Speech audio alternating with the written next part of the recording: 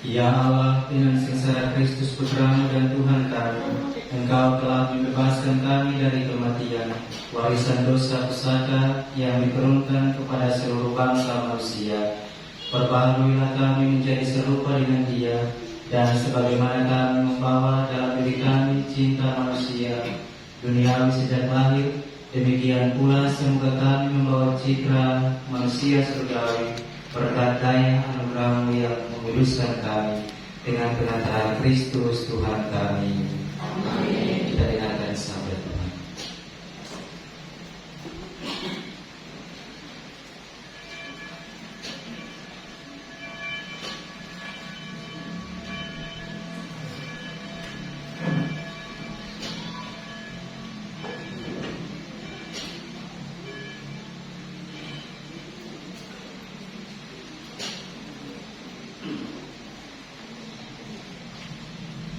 Bacaan pertama. Bacaan dari kitab Yesaya. Ia ditikam karena kejahatan kita. Beginilah firman Tuhan. Sungguh, hambaku akan berhasil. Ia akan ditinggikan, disanjung, dan dimuliakan. Seperti banyak orang tertegun melihat dia. Rupanya begitu buruk, tidak seperti manusia lagi, dan tampaknya tidak seperti anak manusia lagi. Demikianlah ia akan membuat tercengang banyak bangsa, dan raja-raja akan mengatupkan mulutnya melihat dia. Sebab apa yang tidak diceritakan kepada mereka akan mereka lihat, dan apa yang tidak mereka dengar akan mereka pahami. Maka mereka berkata, siapakah yang percaya kepada berita yang kami dengar? Kepada siapakah tangan kekuasaan Tuhan dinyatakan? Laksana sebuah taruh, hamba Yahweh tumbuh di hadapan Tuhan, dan bagaikan tunas ia muncul dari tanah besar. Ia tidak tampan, dan semarak pun tidak ada padanya.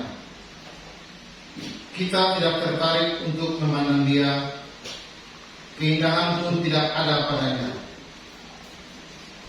Maka kita tidak suka padanya. Ia dihina dan dihindari orang. Dia seorang penuh kesengsaraan. Dia seorang yang tahu apa artinya menderita kesakitan. Ia sangat dihina sehingga orang menutup mukanya terhadap dia. Dan bagi kita pun dia tidak masuk hitungan. Tetapi sesungguhnya penyakit kitalah yang ditanggungnya, dan kesengsaraan kitalah yang dipikulnya. Padahal kita mengira dia kena tulah, dipukul dan disiksa Allah. Sesungguhnya ia tertikam oleh karena kedurhakaan kita, dia diremukkan oleh karena kejahatan kita. Derita yang mendatangkan keselamatan bagi kita ditimpakan kepadanya, dan oleh bilur-bilurnya bagi kita menjadi sembuh. Kita sekalian sesat seperti domba, masing-masing mengambil jalan sendiri. Tetapi Tuhan telah melimpahkan kepadanya kejahatan kita sekalian. Dia dianiaya, tetapi dia membiarkan diri ditindas, dan tidak membuka mulutnya seperti anak domba yang dibawa ke tempat pembantaian. Seperti induk domba yang dikelu di depan orang-orang yang mencukur bulunya. Ia tidak membuka mulutnya. Sesudah ditahan dan diadili, ia digiring dan dihukum mati. Tentang nasibnya, siapakah yang peduli? Sungguh, ia terputus dari dunia orang hidup. Karena kedurhakaan umatku, ia kena tulah. Orang menggali kuburnya di tengah-tengah orang jahat, dan waktu mati ia berada di antara orang-orang durhaka. Sekalipun ia tidak berbuat kekerasan dan tipu muslihat tidak ada di dalam mulutnya. Tetapi Tuhan berkehendak menemukan dia dengan sengsara, dan apabila ia menyerahkan dirinya sebagai kurban siri, ia akan melihat keturunannya. Umurnya akan lanjut, dan kehendak Tuhan akan terlaksana karena dia. Sesudah mengalami kesengsaraan jiwa, ia akan melihat terang dan akan dipuaskan. Sebab demikianlah firman Tuhan, hamba-Ku itu sebagai orang yang saleh akan menyelamatkan banyak orang oleh hikmat-Nya, dan kejahatan mereka ditanggungnya. Oleh sebab itu, Aku akan memberikan kepadanya orang-orang besar menjadi miliknya, dan ia akan memperoleh orang-orang kuat sebagai jarahan. Ini semua sebagai ganti, karena ia telah menyerahkan nyawanya kepada maut dan telah rela terhitung di antara kalangan kaum durhaka. Padahal dia menanggung dosa orang banyak dan berdoa untuk orang-orang jahat. Demikianlah sabda Tuhan.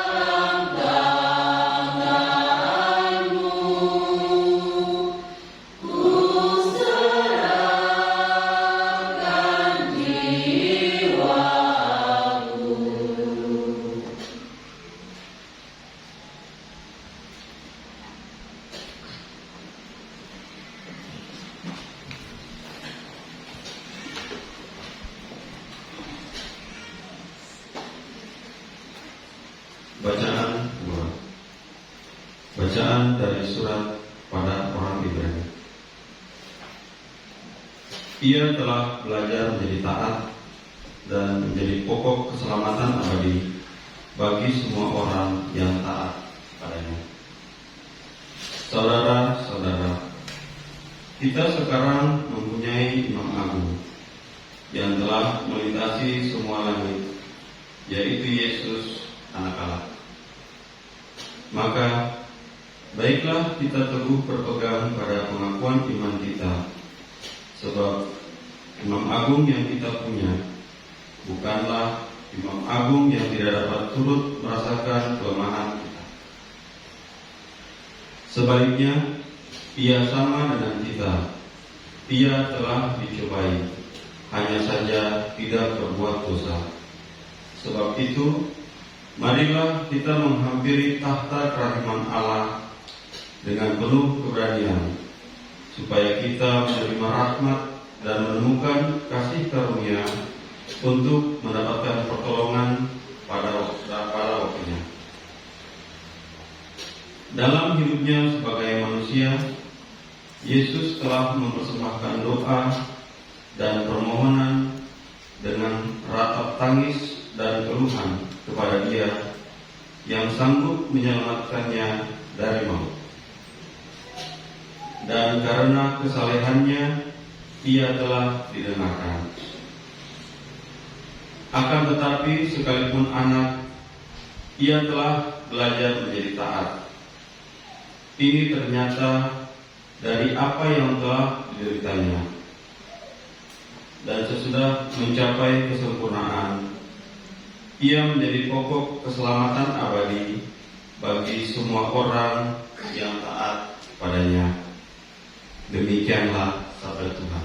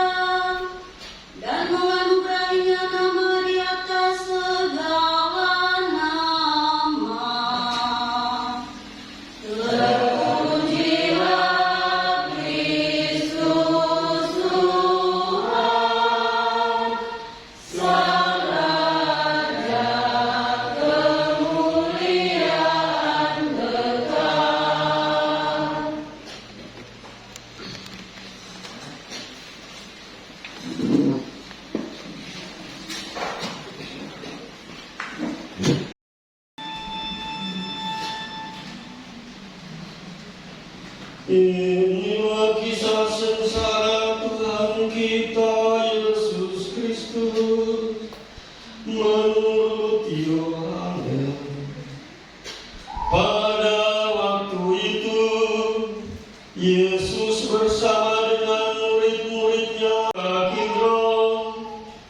Di situ ada suatu taman, dan Yesus masuk ke taman itu bersama-sama dengan murid-muridnya.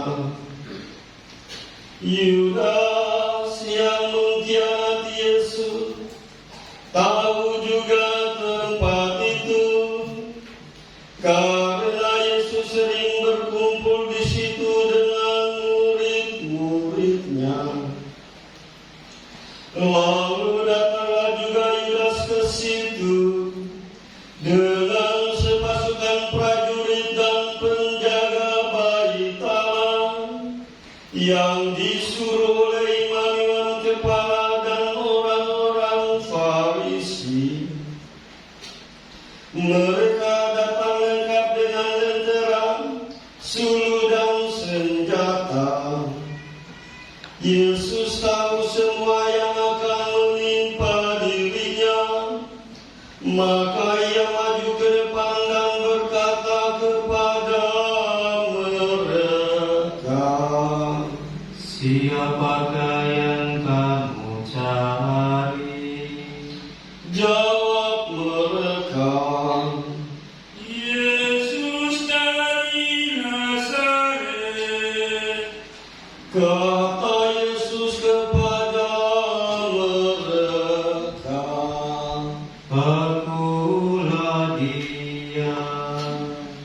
Yudas yang mengkhianati Yesus berdiri juga di situ bersama-sama mereka.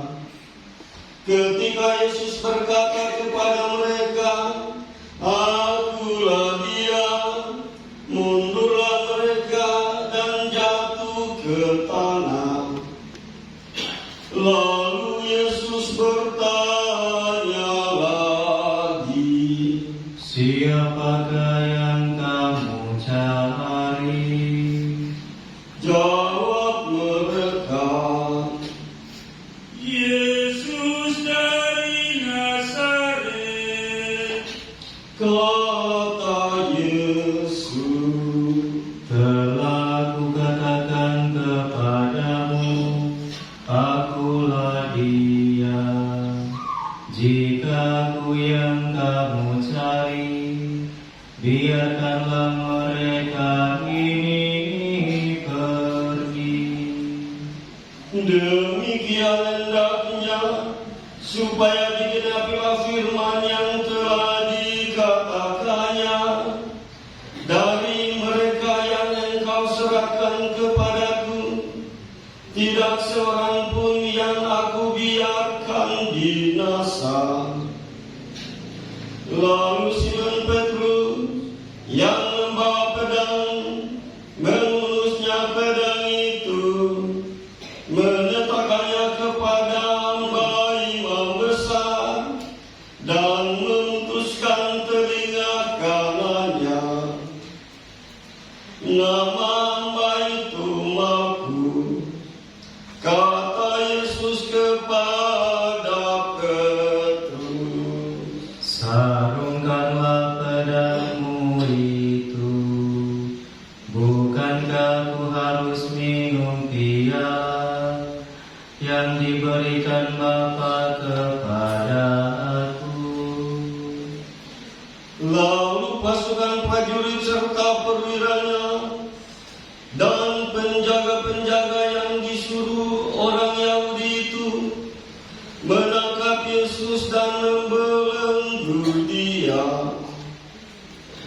Mula-mula mereka membawanya kepada Anas, karena Anas adalah mertua Kayafas yang pada tahun itu menjadi imam besar. Dan Kayafaslah yang telah menasihati para pemuka Yahudi, lebih berguna jika satu orang mati untuk seluruh bangsa. Simon Petrus dan seorang murid lain mengikuti Yesus. Murid itu mengenal imam besar, dan ia masuk ke dalam istana imam besar itu. Tetapi Petrus tinggal di luar dekat pintu. Murid yang lain itu yang mengenal imam besar kembali keluar, berbicara dengan perempuan penjaga pintu, lalu membawa Petrus masuk. Kata hamba perempuan penjaga pintu itu kepada Petrus, Bukankah engkau juga murid orang itu? jawab Petrus, Bukan. sementara itu hamba-hamba dan penjaga bait Allah telah menyalakan api arang, sebab udara dingin waktu itu, dan mereka berdiri menghangatkan badan di situ.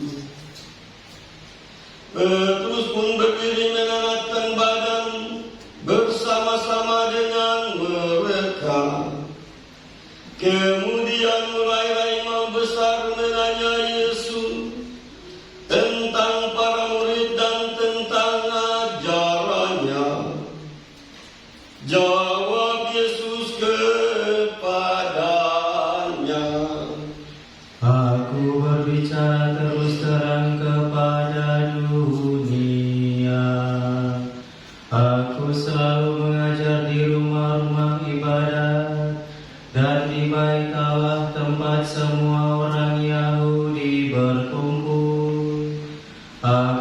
tidak pernah berbicara sembunyi-sembunyi.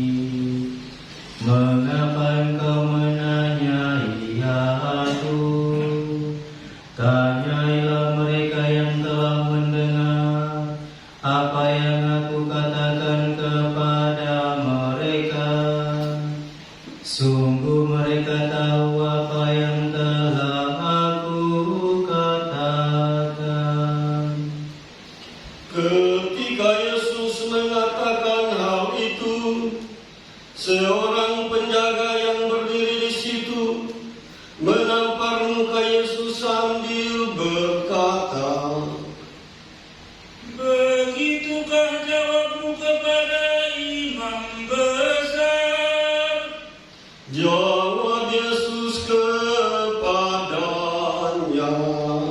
Jika kataku itu salah, tunjukkanlah salahnya.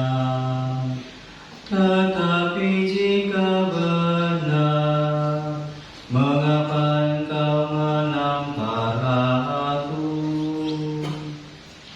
Lalu Anas mengirim Yesus dalam keadaan terbelenggu kepada Kayafas imam besar. Simon Petrus masih berdiri dan mengangkat badan. Kata orang-orang di situ kepadanya, Bukankah engkau juga salah seorang murid Yesus? Petrus menyangka katanya. Bukan. Kata salah seorang hamba imam besar, keluarga dari hamba yang telinganya dipotong Petrus.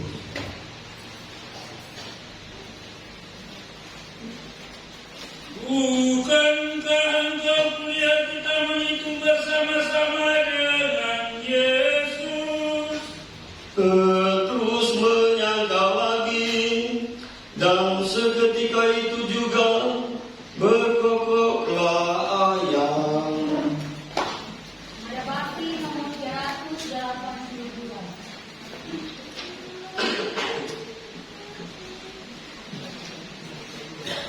Mari kita merenungkan utusan umat Tuhan, rasakan darah bakti, cinta kasih ilahi. Yesus Kristus Raja Sakti, penambah mana suci, penyembuh segala luka, penenang hukum cinta. Diutus sebagai abdi, Yesus taat sampai mati, diberong dan disiksa, dibunuh dengan hina. Keesokan harinya, ketika masih pagi, mereka membawa Yesus ke Kayafas, ke istana gubernur. Mereka sendiri tidak masuk ke istana gubernur itu, supaya jangan menajiskan diri, sebab mereka hendak makan Paskah. Sebab itu Pilatus keluar menemui mereka dan berkata, Apakah tuduhan kamu terhadap orang ini? jawab mereka kepadanya, Jika ia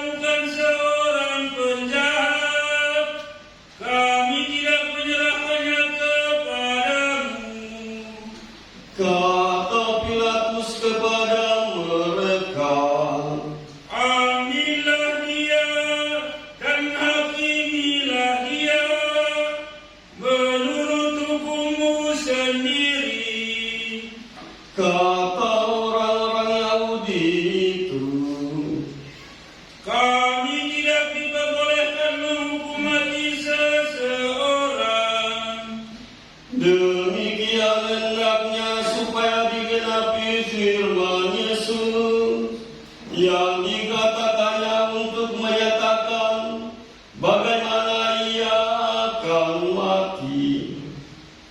Pilatus masuk kembali ke dalam istana gubernur, lalu memanggil Yesus dan bertanya kepadanya, Apakah engkau raja orang Yahudi?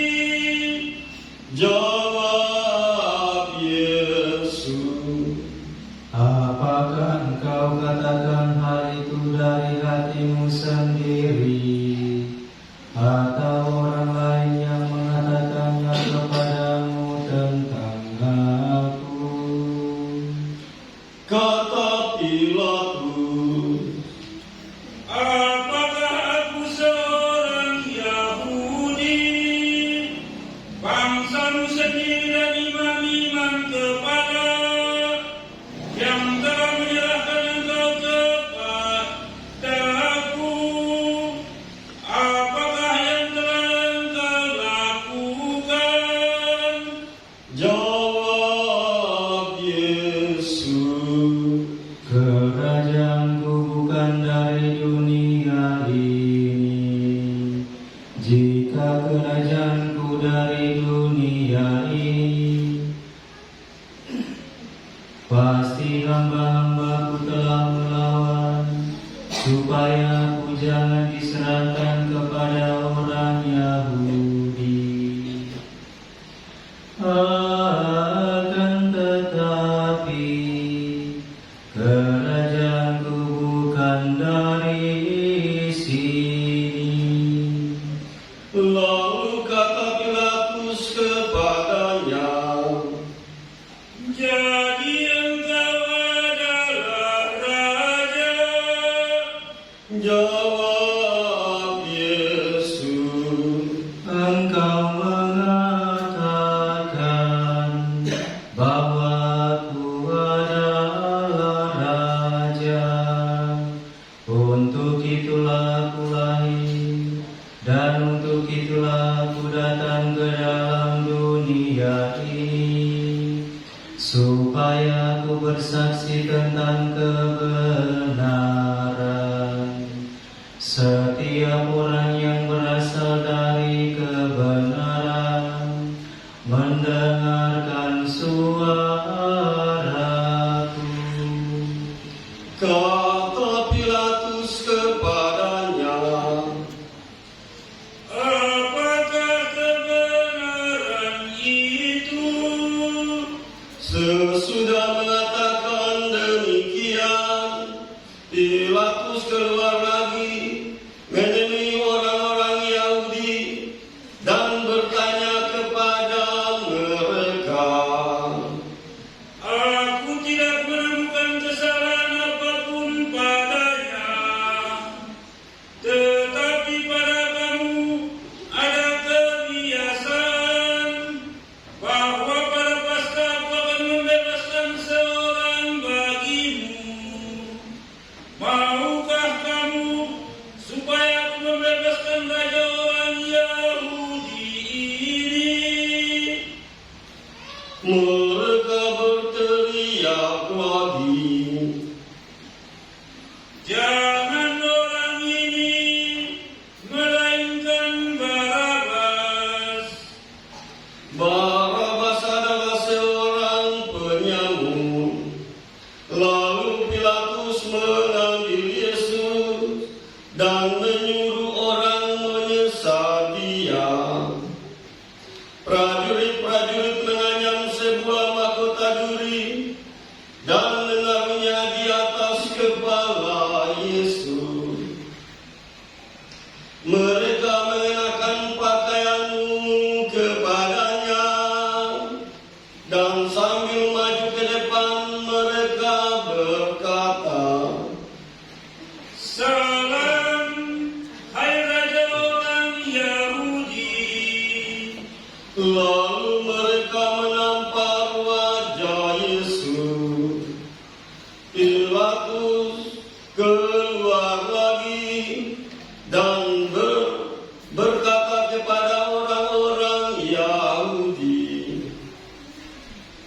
Lihatlah, aku memanggil keluar kepada kamu, supaya kamu tahu bahwa aku tidak menemukan kesalahan apapun padanya.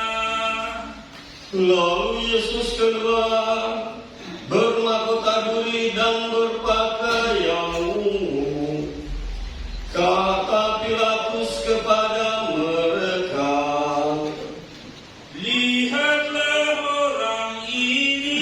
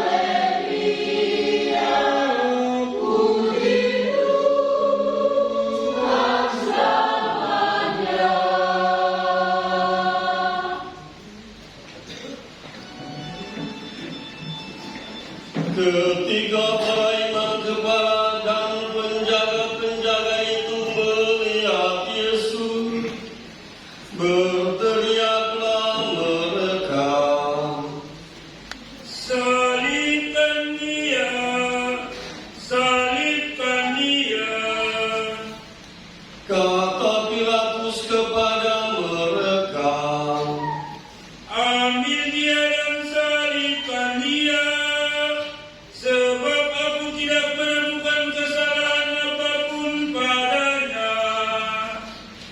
jawab orang-orang Yahudi itu kepadanya, Kami mempunyai hukum, dan menurut hukum itu ia harus mati, sebab ia menganggap dirinya sebagai putra Allah.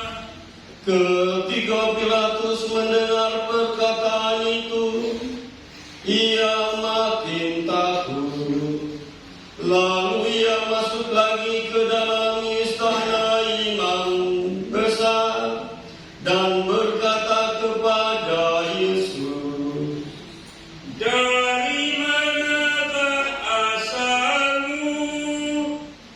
Tetapi Yesus tidak menjawab kepadanya. Maka kata Pilatus, Tidakkah engkau berbicara dengan aku?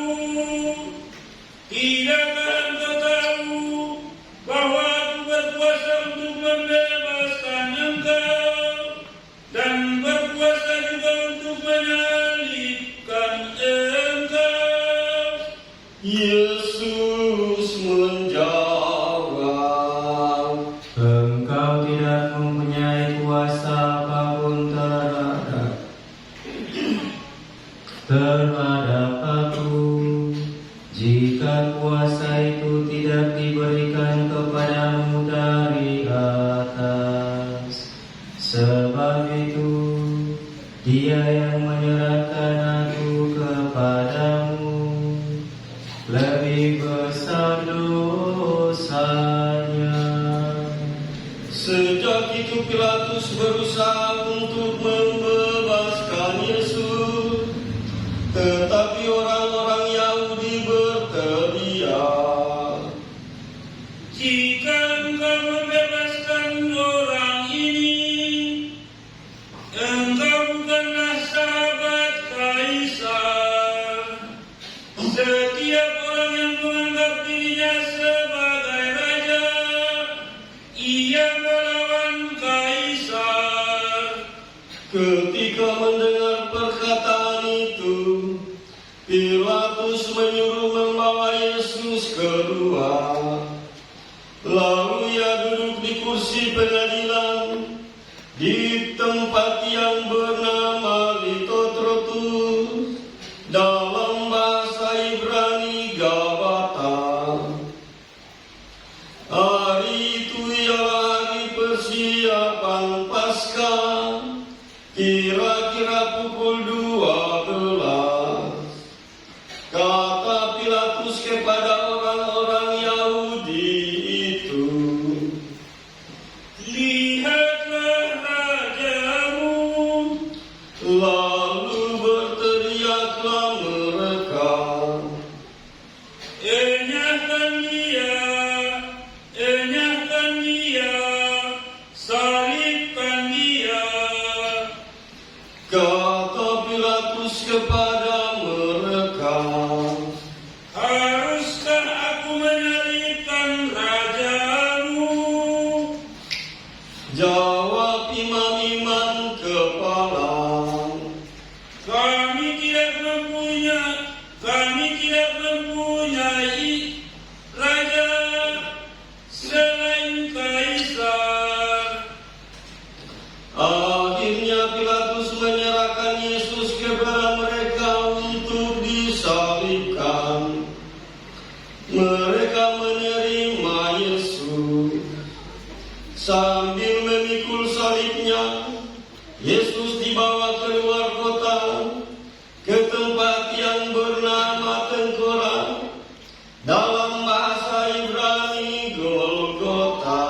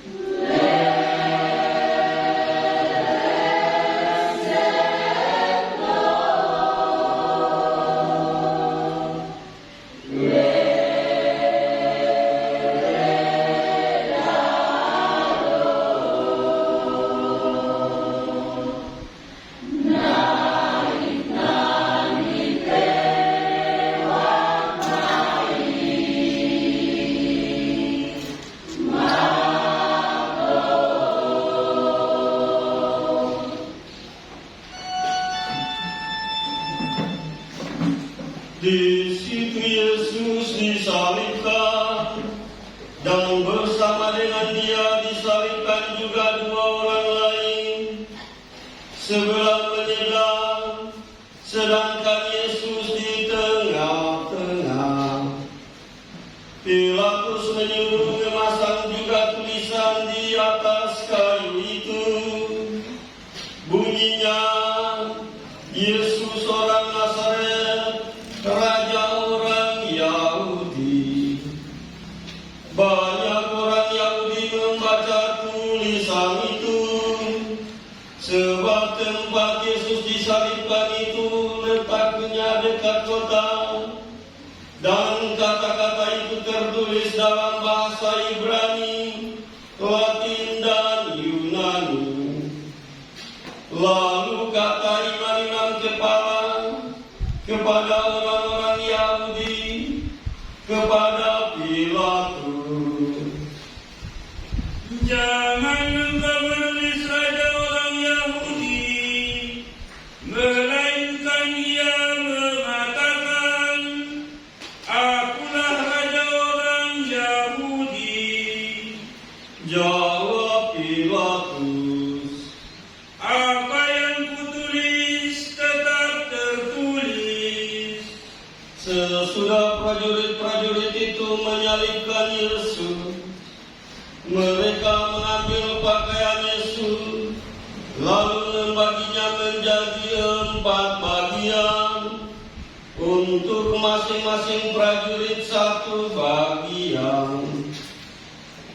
Jubah Yesus pun mereka ambil, tetapi jubah itu tidak berjahit. Dari atas ke bawah merupakan satu tenunan utuh. Karena itu mereka berkata seorang kepada yang lain, Janganlah kita membaginya menjadi beberapa potong, tetapi baiklah kita membuat undi untuk menentukan siapa yang mendapatkannya. demikian hendaknya supaya digenapi yang ada tertulis dalam kitab suci. Mereka membagi baju pakaianku di antara mereka, dan membuat undi atas jubahku. Hal itu telah dilakukan prajurit-prajurit itu. Dekat salib Yesus berdiri ibu Yesus dan saudara ibunya, Maria istri Kleopas, dan Maria Magdalena. Ketika Yesus melihat ibunya dan murid yang dikasihi di sampingnya, berkatalah ia kepada ibunya, Ibu, inilah anakmu. kemudian katanya kepada murid itu, Inilah ibumu. sejak saat itu murid itu menerima Maria di dalam rumahnya. Sesudah itu, karena Yesus tahu bahwa segala sesuatu telah selesai, berkatalah ia, Aku haus. supaya digenapi yang ada tertulis dalam kitab suci. Di situ ada suatu bejana penuh anggur asam.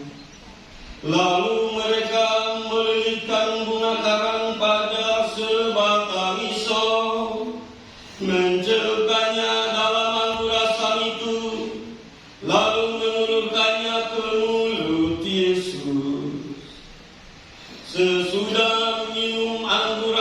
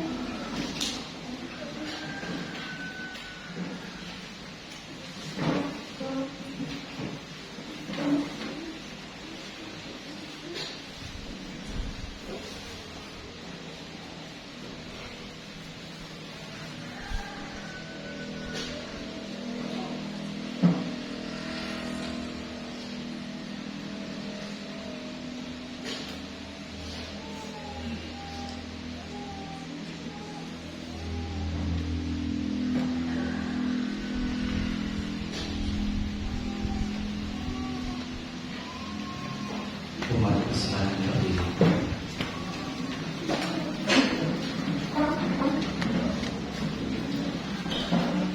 Karena itu hari persiapan, dan supaya pada hari Sabat mayat-mayat itu tidak tinggal tergantung pada kayu salib, sebab Sabat itu hari yang besar.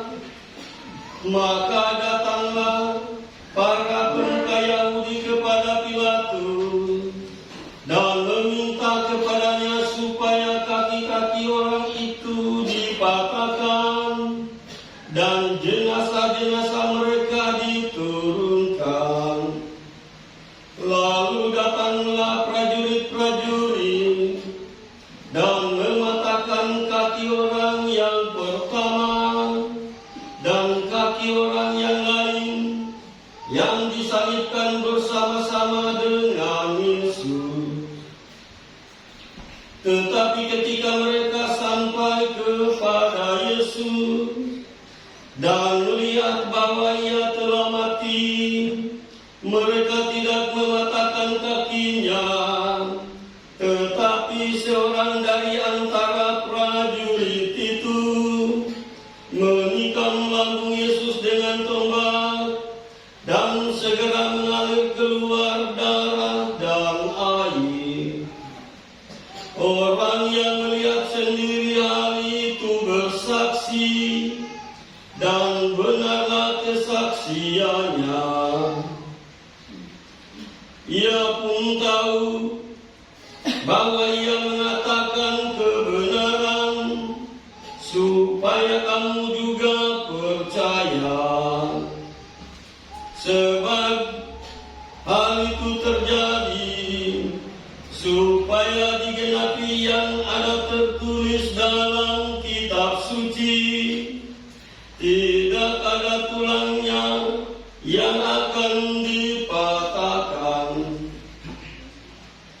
Ada pula nas lain yang mengatakan mereka akan memandang dia yang telah mereka tikam.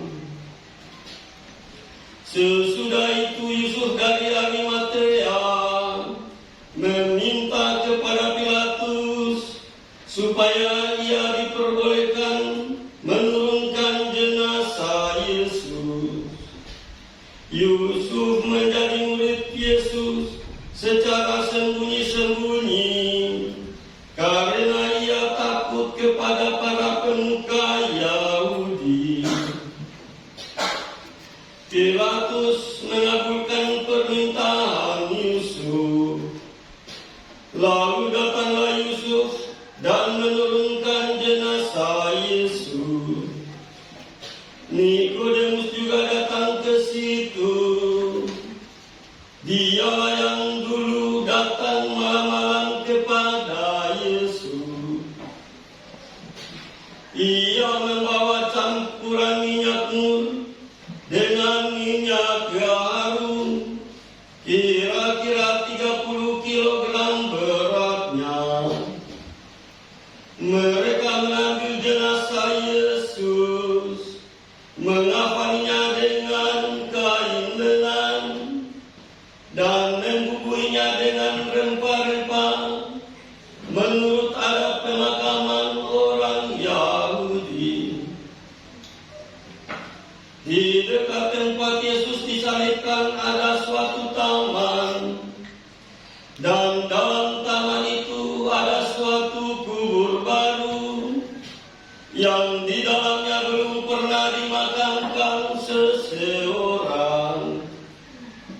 Karena hari itu hari persiapan orang Yahudi, sedangkan kubur itu tidak jauh letaknya, maka mereka membaringkan jenazah Yesus di situ.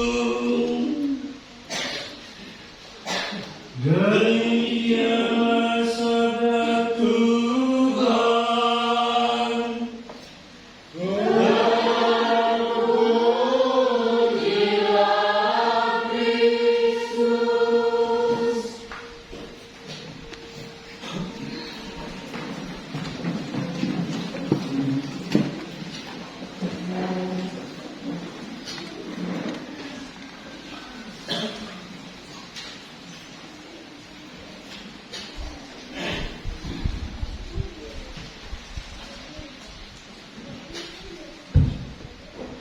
Karena kasih yang lebih besar daripada kasih seorang yang menyerahkan nyawanya untuk sahabat-sahabatnya. Bapak Ibu saudara-saudara yang terkasih, kalau kita melihat salib, ada tulisan di atas palang salib dengan bahasa, ada 3 bahasa, bahasa Yunani, bahasa Latin, dan bahasa Ibrani. Dengan tulisan Yesus Nazarenus Rex Judeorum, artinya Yesus orang Nazaret, Raja orang Yahudi.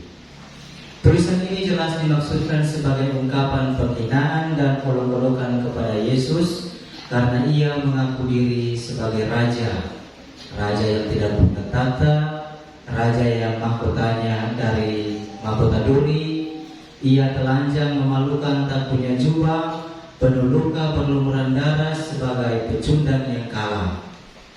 Apakah pantas disebut seorang raja? Tentu tidak. Betapa ia dihina, dipermalukan, dianiaya dengan keji, dan dibunuh di tiang salib. Namun semua yang semula dianggap sebagai penghinaan ini telah menjadi pernyataan iman abadi akan hikmat Allah yang mencintai kita manusia sampai sehabis-habisnya, dan itu dibuktikan lewat pengorbanan dan kematian Yesus sendiri. Saudara-saudara yang terkasih, mari kita renungkan kurang lebih 4 perkataan Yesus yang penuh makna saat ia bergantung di kayu salib.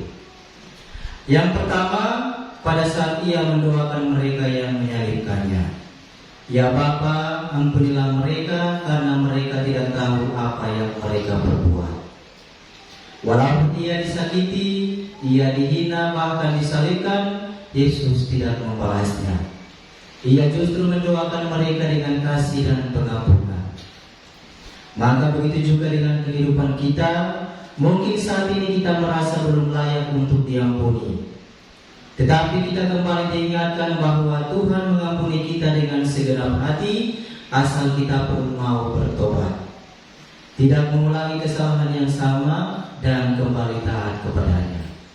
Maka betapa pentingnya sakramen pengampunan dosa atau sakramen tobat. Perintah, salah satu dari perintah gereja yaitu mengaku dosamu sekurang-kurangnya setahun sekali. Apakah pada persiapan Paskah yang semua umat di sini sudah mengaku dosa? Kembali ke diri kita masing-masing. Yang kedua, kepada seorang penyamun yang disalibkan bersamanya, Yesus berkata, "Hari ini juga engkau bersama aku di Firdaus." Latar belakang atau background hidup dari seorang penjahat yang disalibkan bersama dengan Yesus mungkin penuh dengan kesalahan. Tapi yang luar biasa di sini ialah pertobatan dan kepercayaan yang teguh dari seorang penjahat itu kepada Yesus sendiri. Mungkin kita pun punya masa lalu yang buruk, atau bahkan sampai saat ini kita masih hidup dalam keadaan yang bobrok atau yang tidak benar. Akhirnya membuat kita takut atau malu datang ke hadapan Tuhan. Ketika kita mengalami saat-saat genting, barulah kita mengingat Tuhan.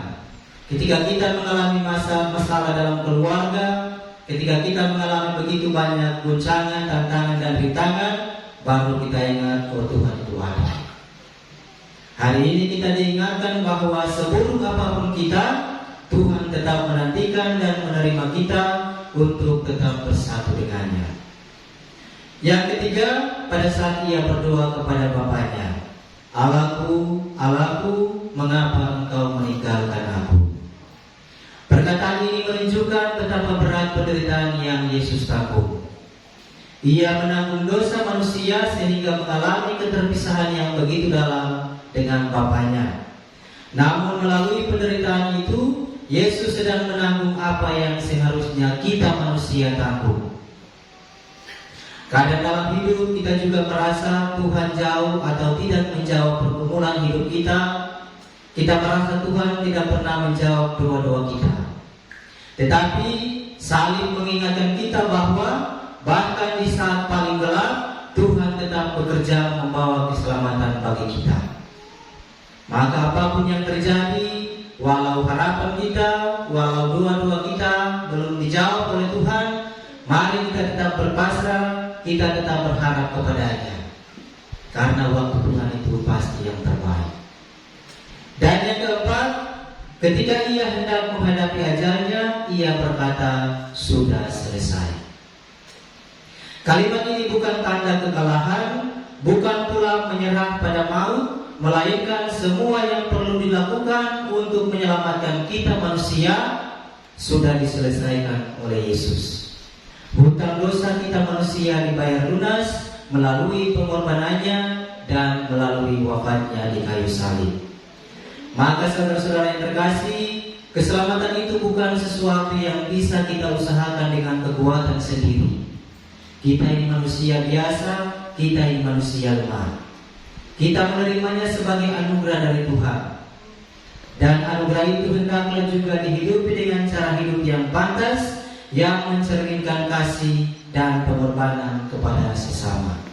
Itulah kasih yang sesungguhnya, kasih yang mau mengorbankan dirinya bagi sesamanya, sama seperti kasih Kristus. Untuk itu penginjil Matius berkata, demikianlah hendaknya terangmu bercahaya di depan orang, supaya mereka melihat perbuatanmu yang baik dan memuliakan Bapa di surga.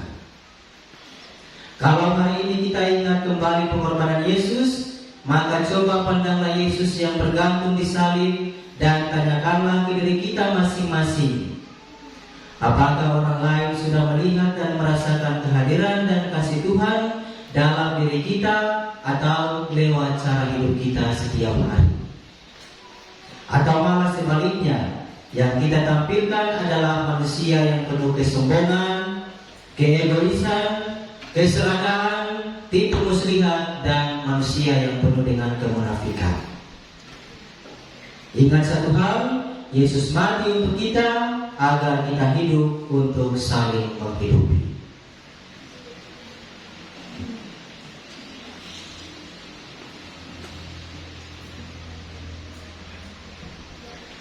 Saudara-saudara yang terkasih, mari kita bangkit berdiri, kita bersatu dalam doa umat Maria.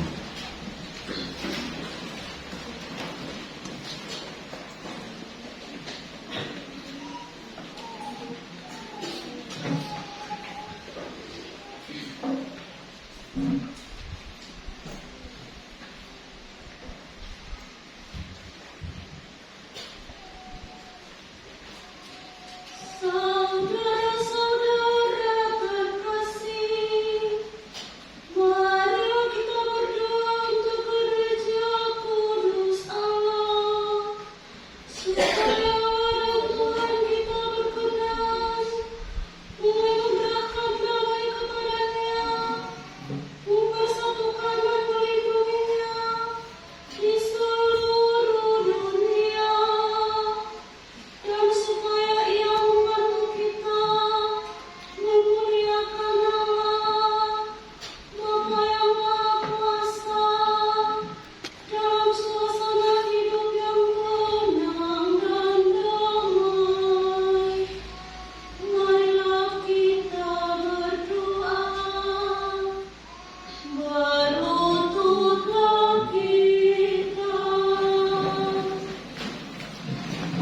Allah yang Maha Kuasa dan Kekal, dalam diri Kristus Engkau telah menyatakan kemuliaan kepada segala bangsa.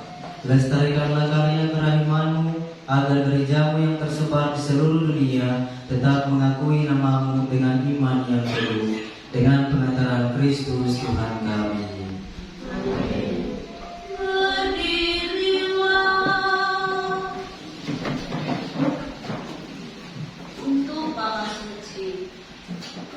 Marilah kita berdoa pula untuk Bapa Suci kita, Paus Leo, supaya ada Tuhan kita yang telah memilih dia menjadi uskup bagi gereja kudusnya, memberi dia kesehatan dan kekuatan untuk memimpin umat kudus Allah.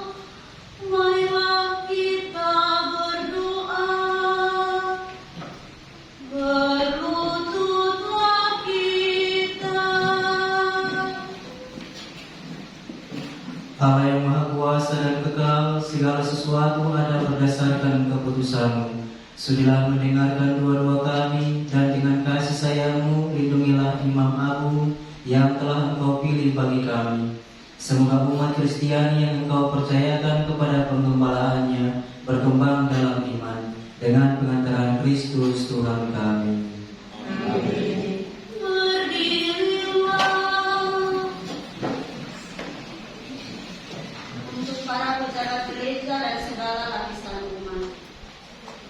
Marilah kita berdoa pula untuk uskup kita Monsinyur Seno Putra, untuk semua uskup, imam, diakon di seluruh gereja, dan untuk segenap umat beriman.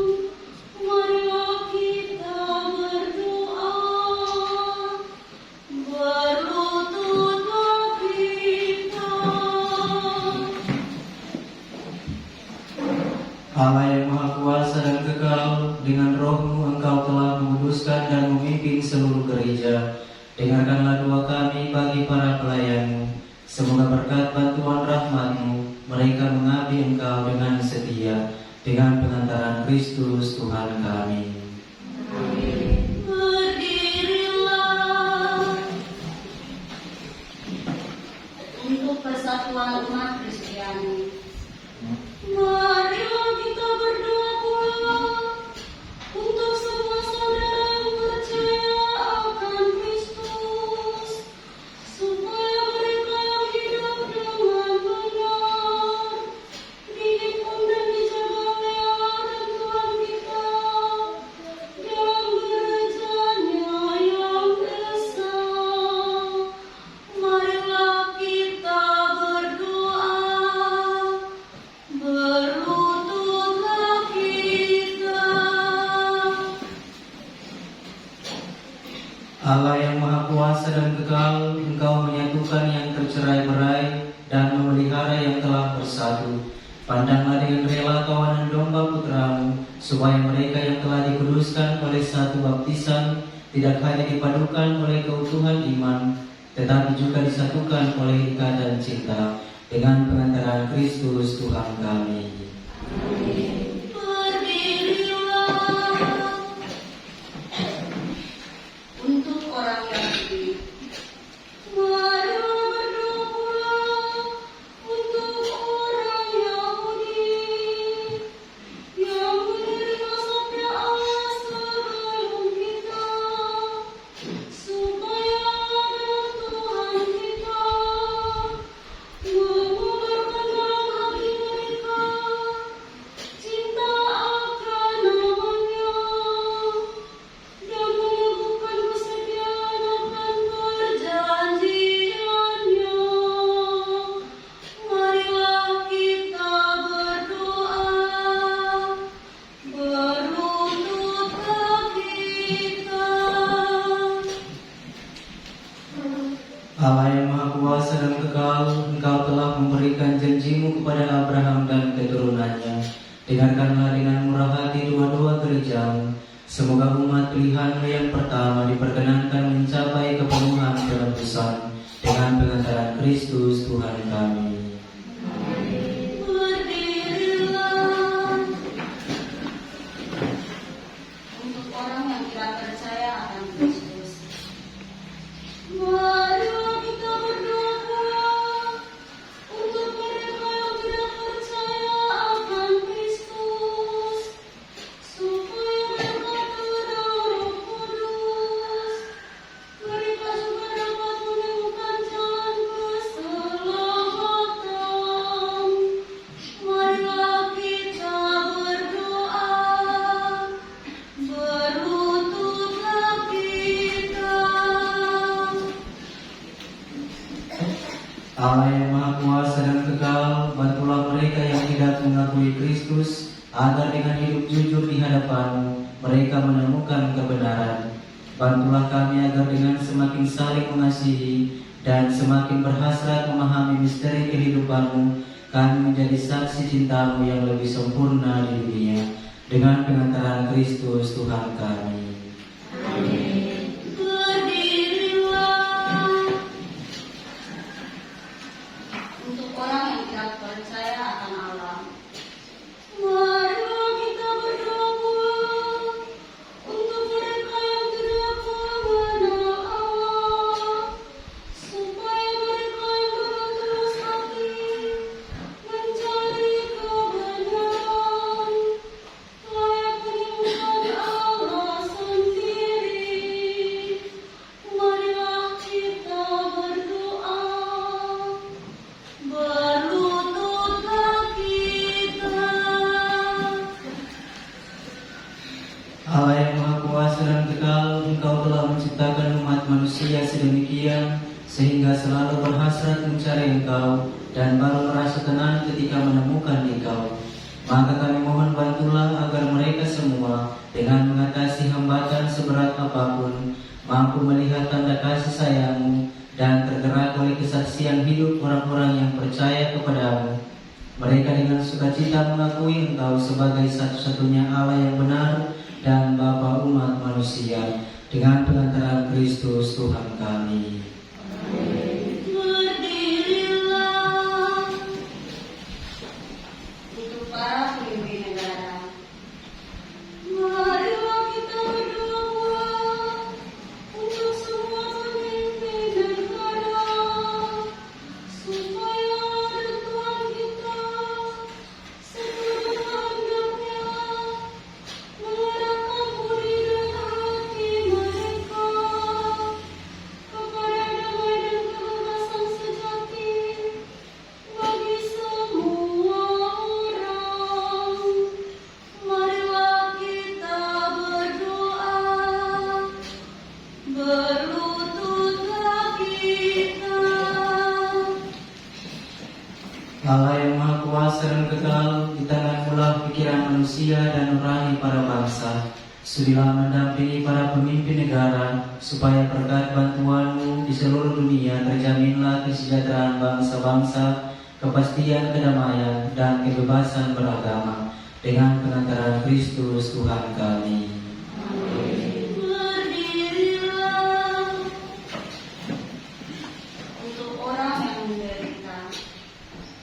Saudara-saudara yang terkasih, marilah kita berdoa kepada Allah, Bapa yang Maha Kuasa, supaya Ia membersihkan dunia dari kesesatan, melenyapkan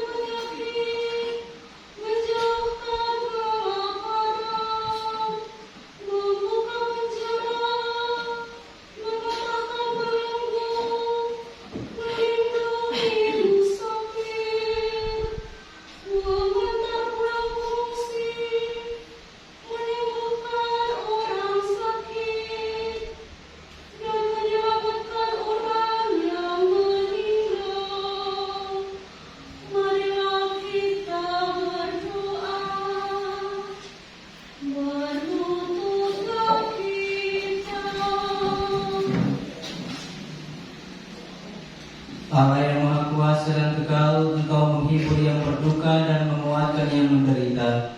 Kiranya jeritan doa semua orang yang tertimpa kesusahan apapun sampai ke hadirat-Mu. Semoga semua yang berada dalam kesesatan bersukacita karena mereka menerima belas kasih-Mu dengan pengantaran Kristus Tuhan kami. Berdirilah. Kesiapan diri kita untuk penyembahan salib suci.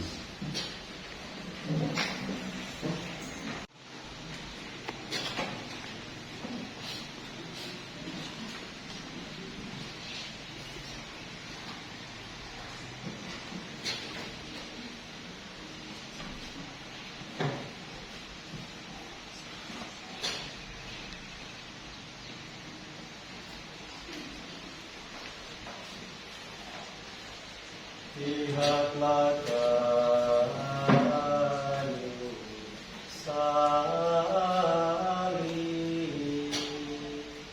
tempat bergantung penyelamat dunia.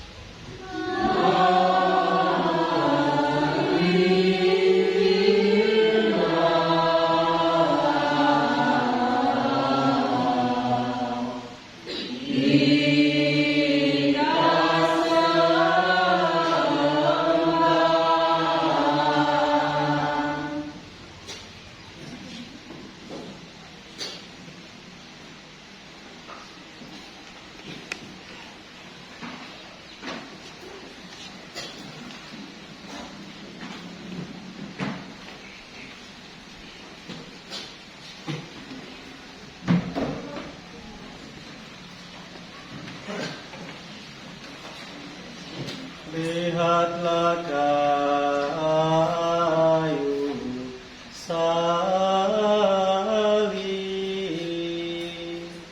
tempat bergantung penyelamat dunia.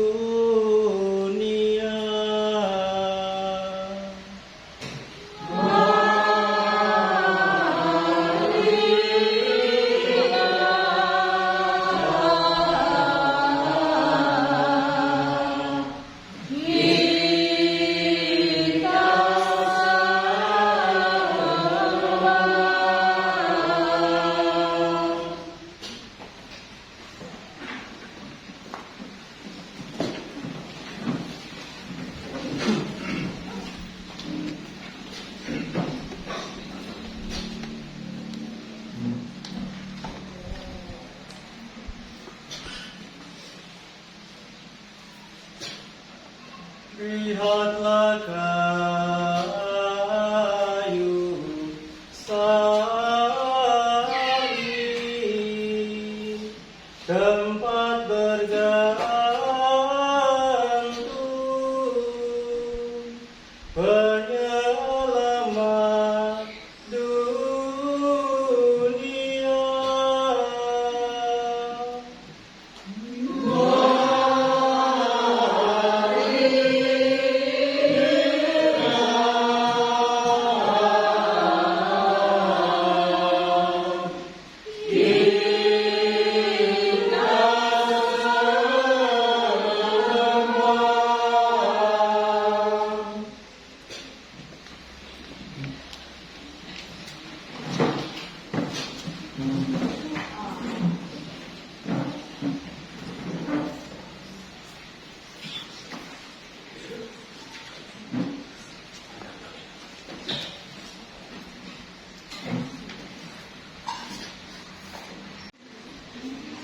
Dapati nomor 411.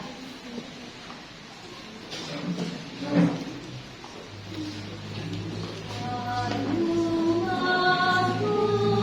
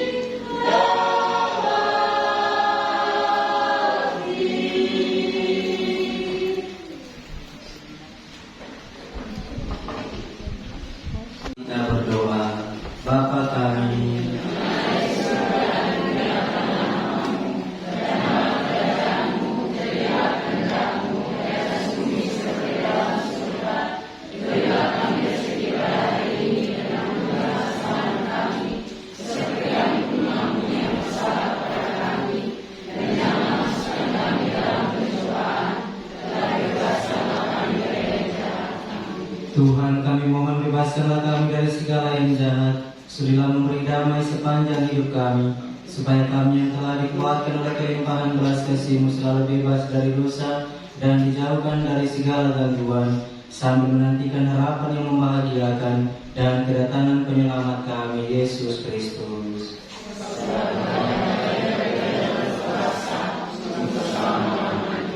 Ya Tuhan Yesus Kristus, semoga tubuh-Mu yang akan kami sambut melindungi dan mengingatkan jiwa raga kami. Kita siapkan hati kita untuk menyambut Roh Kudus.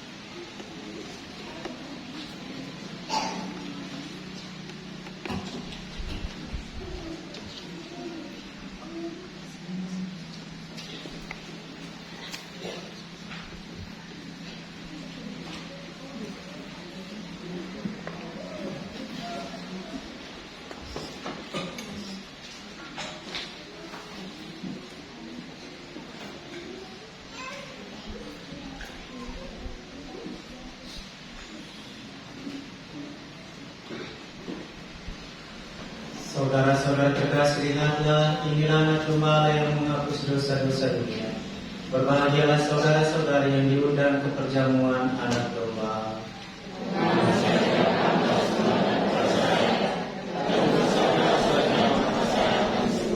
Tubuh Kristus. Amin.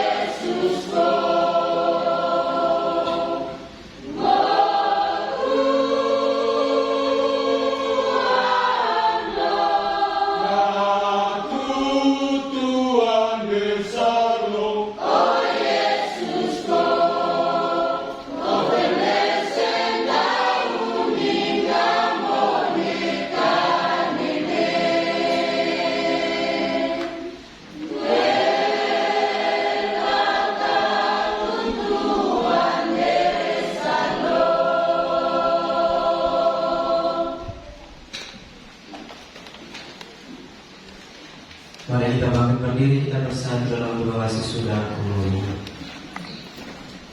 Marilah kita berdoa. Allah yang kekal dan kuasa, Engkau telah memulihkan kebahagiaan kami berkat wafat dan kebangkitan Putra-Mu. Peliharalah karya belas kasih-Mu dalam diri kami, agar kami yang telah ambil bagian dalam misteri ini dapat hidup penuh bakti kepada-Mu dengan pengantaran Kristus Tuhan kami. Amin. Silakan kita dengarkan firman.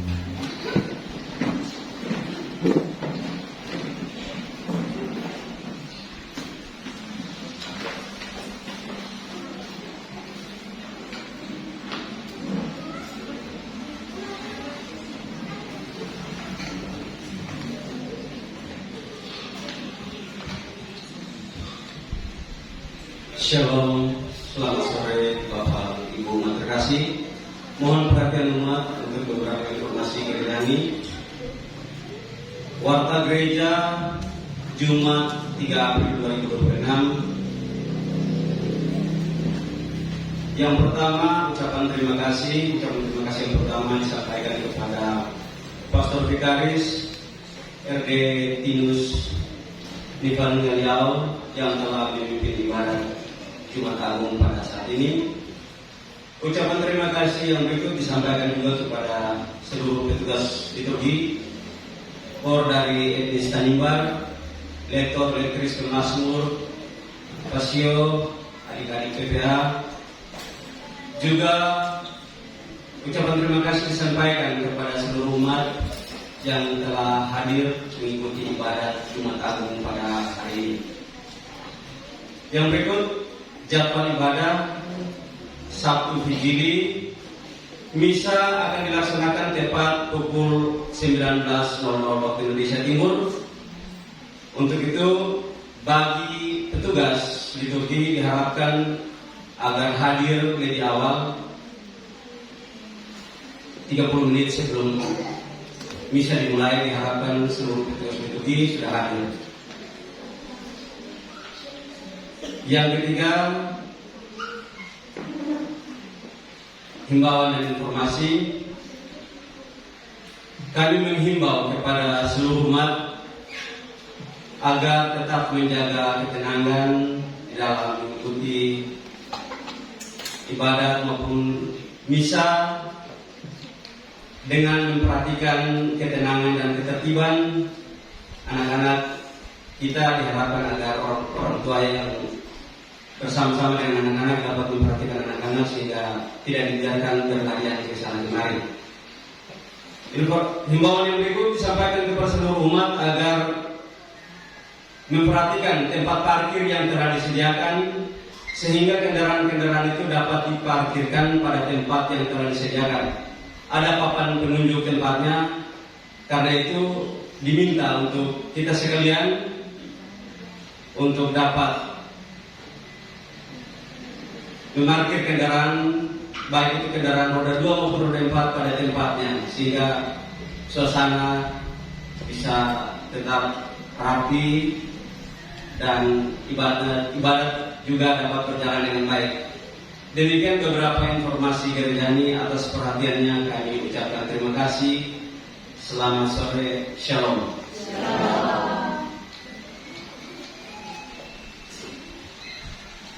Baik, terima kasih atas kebersamaan kita dalam perayaan ibadat Sabda Jumat Agung pada saat ini.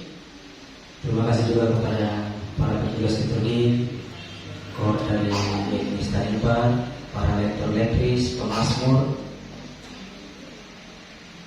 adik-adik PPA, dan semua yang sudah bertugas. Terima kasih banyak. Perayaan pada hari ini belum selesai, makanya sebentar itu tidak ada berkat tanda salib penutup saat orang keluar itu dalam keheningan, karena puncaknya besok, selesainya besok. Jadi karena perayaan belum selesai, kalau pulang dari sini jangan langsung makan ikan, makan daging atau makan kenyang. Kita masih dalam keadaan pantang dan puasa. Besok baru setelah perayaan Vigili baru boleh dilanjutkan sesuka hati, mau makan berapa piring, mau makan ikan dan terserah. besok itu perayaan mulai jam 7 tepat. Karena perayaan cukup panjang, ada 4 bacaan, 5 bacaan, Mazmur, ada pujian Paskah, ada perangkatan cahaya dan lain sebagainya, maka dimulai jam 7 tepat. Petugas-petugas liturgi itu harus hadir sebelum jam 7. Jangan tadi sama yang tadi harus bawa tunggu telepon ke sini baru semua waktu. Dan untuk petugas liturgi besok itu sebentar malam jam 7 atau selesai kesibukan yang lain itu sebentar malam kita gladi bersih. Petugas liturgi Istinar termasuk juga kor dari MSK. Jangan sama dengan hari ini, terutama dengan Istinar itu saat kemarin-kemarin latihan orang lain, hari ini karena mereka terlambat akhirnya digantikan dengan orang lain. Akhirnya perayaan tadi mereka bingung, harus disuruh lagi ambil itu, buang itu, baru mereka pergi. Dia sama yang tadi orang babi bingung di depan sini. Itu karena yang latihan orang lain, yang perayaan hari ini orang lain. Jadi harus diperhatikan, ini perayaan besar, perayaan agung, namanya Jumat Agung. Itu berarti harus berjalan dengan penuh keheningan, kekusyukan, kerapihan dan lain sebagainya. Nanti sebentar lagi, sebentar malam, sekali lagi itu ada gladi bersih, dari mulai sinar, para petugas liturgi, bacaan-bacaan, masuk dan lain sebagainya itu dan pokok. Itu saja. Mari kita bangkit berdiri, kita siapkan diri kita untuk bersatu dalam doa berkat.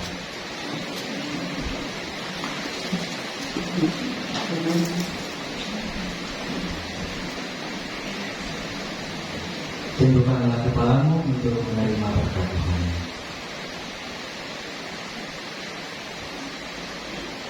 Kami mohon ya Tuhan, semoga turunlah berkat melimpah di atas umat-Mu ini yang telah menyenangkan wafat putra-Mu sambil mengharapkan kebangkitannya. Berikanlah pengampunan, anugerahkanlah penghiburan, tumbuhkanlah iman yang kudus, berikanlah jaminan penebusan yang kekal dengan penyertaan Kristus Tuhan kami.